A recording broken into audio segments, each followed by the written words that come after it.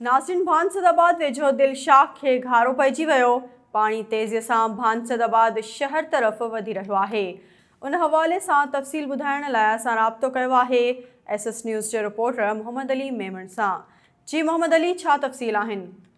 जी वरी महिरबानी। मां तव्हां ॿुधाईंदो रहां त भानसदाबाद खे दिलशाख वठां लॻल गारो जेको आहे सो तेज़ी सां शहर तरफ़ वधणु लॻो आहे, जंहिं सबबु शहरियुनि पारां रिंग बंद ते वॾी तादाद में कमु जारी कयो आहे।